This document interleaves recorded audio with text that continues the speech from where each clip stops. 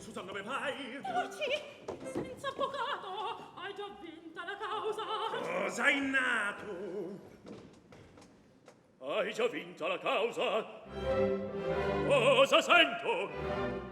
In qual laccio io cadea?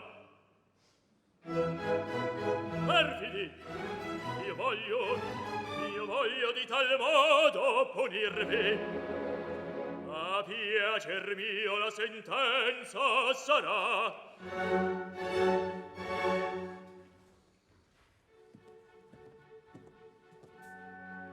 Ma se pagasse la vecchia pretendente, pagarla? In qual maniera? E poi ve Antonio, e un incognito Figaro ricusa di dare una nipote in matrimonio.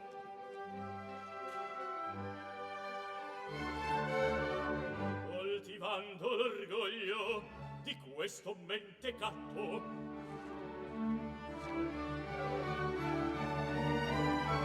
tutto giova un raggiro.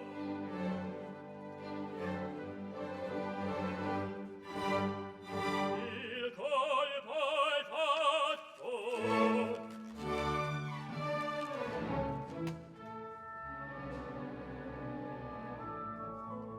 Vedrò mentr'io sospiro, felice in servo mio.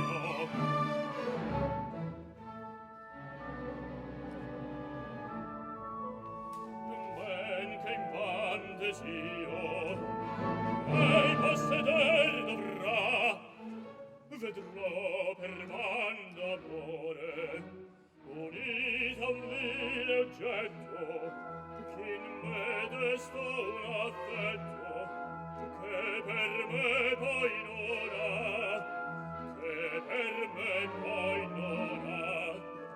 Vedrò mentr'io sospiro, felice un servo mio. Vedrò che un ben ch'io desio ei posseder dovrà. Vedrò per man d'amore unita un vile oggetto in me desta un affetto che per me poi non ha, che per me poi non ha. Vedrò, vedrò, vedrò, vedrò. Ah no, lasciarti in pace, non può questo contento.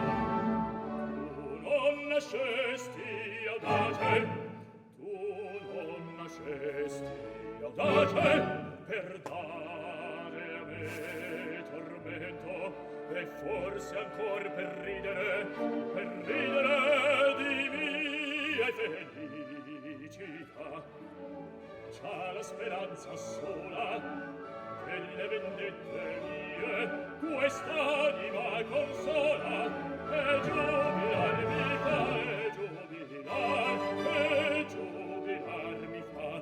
Ah, che lasciarti in pace non vo questo contento.